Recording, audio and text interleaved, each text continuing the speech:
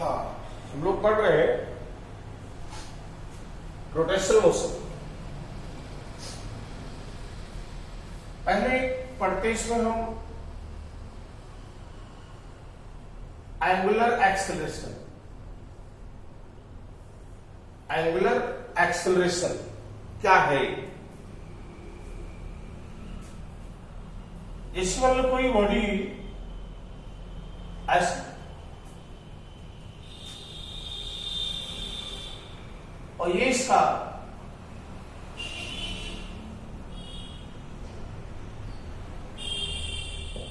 Axis of rotation जो ओ से जा रहा है, बॉडी मान लो डेल्टा टी टाइम पे बॉडी रोटेट करके यहां पहुंच गई है, यहां। तो जो पार्टिकल यहां रहा होगा पहले, अब वो पार्टिकल चला गया होगा यहां पे ऐसे। जो पार्टिकल ऐसे देखो, मान लो ये बॉडी पहले यही थी, अब ये बॉडी एक्सिस तो वही फिक्स है,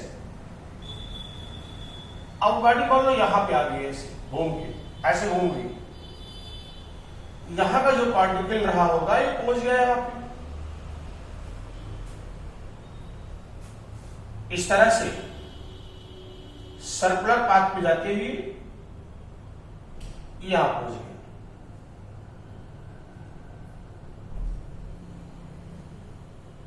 ऐसे, इस जगह पहुंच गया।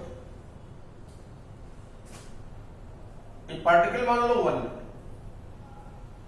बॉडी यहां थी, पार्टिकल यहां था, बॉडी यहां चली गई, पार्टिकल भी यहां चला गया।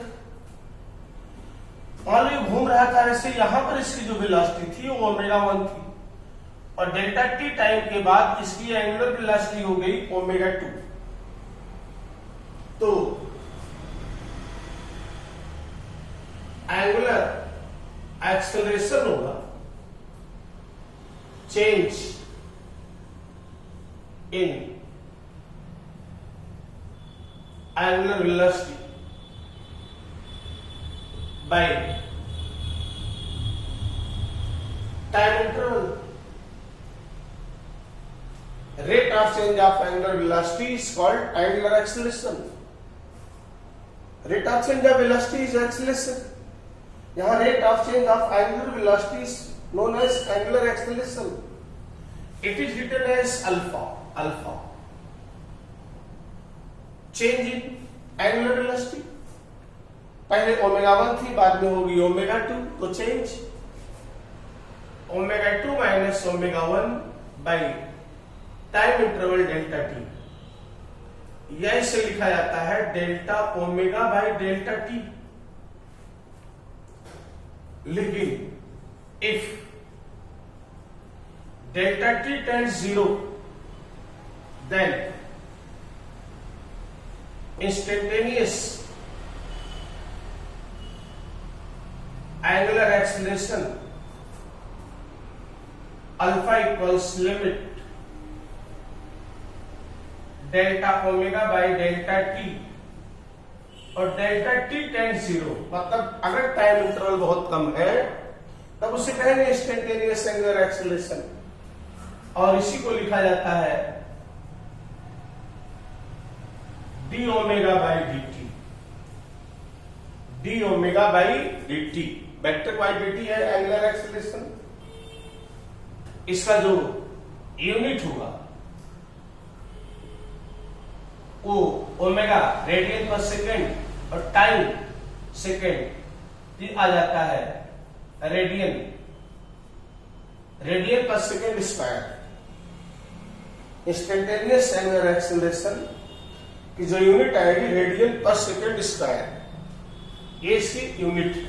Okay, alpha equals limit delta t tends 0 delta omega by delta T equals D omega by D T. Unit है रेडियन पर सेकेंड स्क्वायर। ओके, अब इसी में हम निकाल सकते हैं रिलेशन, बहुत जगह पर यूज होगा, relation between angular acceleration and linear acceleration. Angular acceleration और लीनियर एक्सीलरेशन में क्या रिलेशन है, अगर इसे आप निकालो तो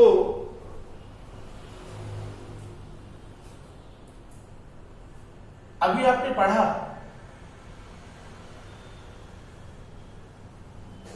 कि जो एंगुलर एक्सीलरेशन होता है ये होता है D omega by D T, rate of change of angular velocity. But आपने पढ़ा था वास्तव में जब बॉडी रोटेशनल मोशन में होती है तो पार्टिकल सर्कुलर मोशन में चलते हैं, सर्कुलर पाथ पे, और सर्कुलर मोशन में हमने आपको पढ़ाया था v इक्वल्स आर ओमेगा। तो ओमेगा की जगह पे हो जाएगा v बाई आर, ओमेगा की जगह पर ये रख दो v बाई आर यहां, तो अल्फा आ जाएगा d by D T, omega की जगह पे v बाई आर, या 1 बाई आर बाहर कर दो और a आ जाएगा dv बाई dt, यानी alpha equals 1 by r into dv by dt, rate of change of linear velocity, linear acceleration a। तो वास्तव में फार्मूला बन जाता है a equals r alpha, a equals r alpha. What is a? Linear acceleration. What is alpha? Angular acceleration. Linear acceleration और angular acceleration में ये relation है, मतलब इसे लिखा जाता है a इक्वल्स आर अल्फा, और r जो है आपका वो एक्सिस ऑफ रोटेशन से उस पार्टिकल की distance, a equals r alpha. अगर हम ऐसे इक्वेशन ऑफ मोशन में देखें और कंपेरिजन करें, जैसे हम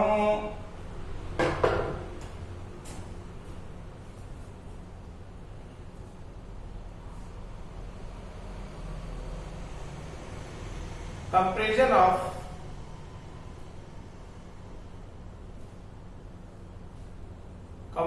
of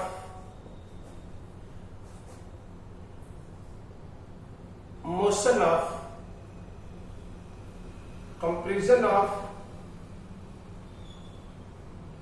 equation of motion, equation of motion का कंपैरिजन करें।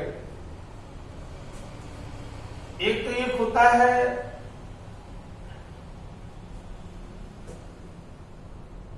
ट्रांसलेटरी मोशन, ट्रांसलेटरी मोशन, दूसरा एक होगा रोटेशनल मोशन, रोटेशनल मोशन। अब इसमें आती है कुछ फिजिकल क्वांटिटीज जिनका यूज करते हैं आप, जैसे पहला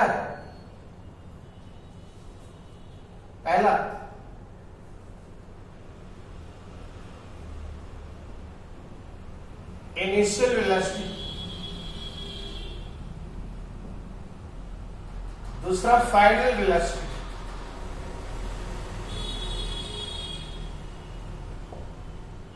तीसरा एक्सेलरेशन,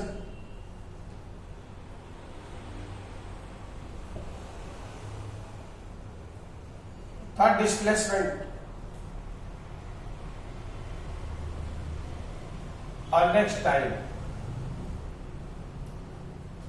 ये आपको तो पता है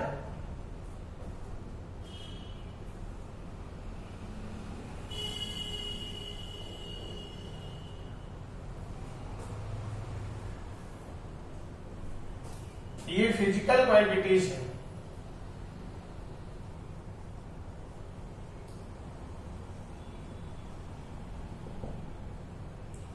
इनिशियल वेलोसिटी को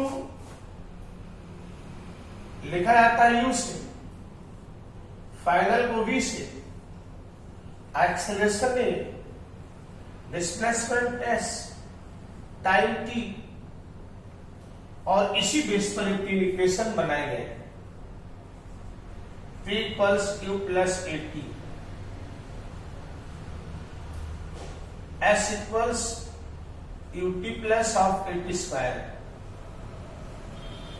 और v² = u² plus 2as। Okay, ऐसे रोटेशनल मोशन में इनिशियल वेलोसिटी को लिखा जाता है, इनिशियल एंगुलर वेलोसिटी होती है, इसे लिखा जाता है ओमेगा नॉट से, फाइनल वेलोसिटी को ओमेगा से। यहां एंगुलर एक्सेलरेशन होता है अल्फा, यहां लीनियर एक्सेलरेशन होता है ए। वास्तव में जो बॉडी ट्रांसलेटरी मोशन मूव करती है तो डिस्प्लेसमेंट होता है, लेकिन जो बॉडी रोटेट करती है तो एंगुलर डिस्प्लेसमेंट होता है, एंगल घूमती है, और उसे लिखा जाता है थीटा से, एंगुलर डिस्प्लेसमेंट, और टाइम तो टी से लिखा जाता है। तो जरा बोले इसी तरह का इसका क्वेश्चन क्या आएगा, सेम, जहां भी है वहां ओमेगा कर दो, जहां भी है वहां ओमेगा कर दो, जहां u है वहां ओमेगा नॉट कर दो, प्लस जहां a है वहां अल्फा कर दो, और t तो वही। ऐसे दूसरा बन जाएगा theta = omega naught t plus half alpha t², और तीसरा होगा omega = omega naught plus 2 alpha theta. Okay, हाँ, डेरिवेशन में जैसे वहां पर कैलकुलस मेथड लगाते हुए आपने डेरिवेशन किया था v = u + at का, वैसे तीनों इक्वेशन का भी आप डिराइव भी कर सकते हैं। जैसे अभी देखा, एंगुलर एक्सेलरेशन क्या होता है, एंगुलर एक्सेलरेशन होता है अल्फा = d⍵/dt, क्रॉस मल्टीप्लाई कर दो तो d⍵ हो जाएगा अल्फा dt, इंटीग्रेट कर दो तो d⍵ = alpha integration of dt। जब 0 टाइम है तो इनिशियल वेलोसिटी है ओमेगा नॉट, जब t टाइम हो गया तो फाइनल वेलोसिटी हो गई ओमेगा।